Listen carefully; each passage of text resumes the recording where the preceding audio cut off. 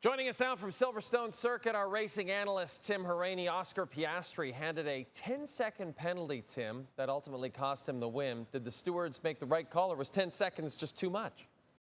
Well, at the end of every Grand Prix, we get sent documents from the FIA explaining why they penalize drivers, and inside the documents, it gives us a better explanation as to what the driver was doing within the cockpit of the race car. So for Piastri, it's important to note he braked with about 52 PSI. That's the amount of pressure he was putting into the brake pedal. It's quite a bit. Now, if you look at what George Russell did in Canada when Red Bull Racing protested that race and Russell got called up for erratic driving, the amount of brake pressure Russell was using there was around 30 PSI. Also, on top of this, the amount of speed that Piastri shed in that moment was about 166 kilometers an hour. So quite a bit of speed that Piastri's shedding in that moment on the straightaway. However, I did go and speak and hear from Andrea Stella at the end of this race. And Stella told us that he felt 50 PSI was normal when behind the safety car in these conditions, when you're speeding up and also slowing down. But he also made a point that he felt that maybe the competitors could have had a role to play in this as well. So meaning Max Verstappen zooming by and maybe accentuating that is what he was referring to. In my opinion, at the end of the day, when we take a look at this thing, was it a harsh penalty? When you look at the details, I really don't think so. And I think the stewards probably did the right thing here. Nico Hulkenberg got his first ever podium in his 239th career Grand Prix. What was the reaction like post-race?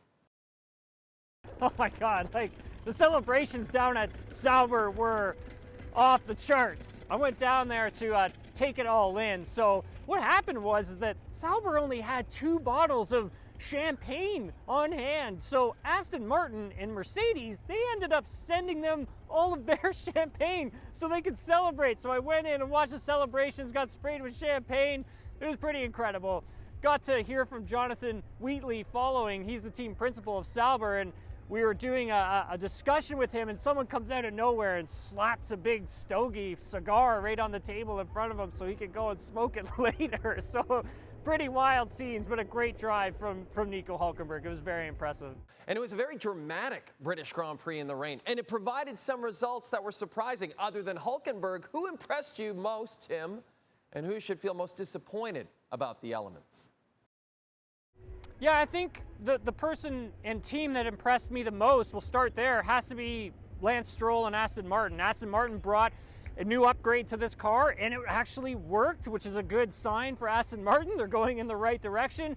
But Lance's stint, the quick one that he did towards the beginning of the race when the team rolled the dice, threw him on a set of soft tires and said, just do your best, and he was just hanging on to this thing. But what ended up happening was making up all of those positions. He put himself in that spot to capture that P3.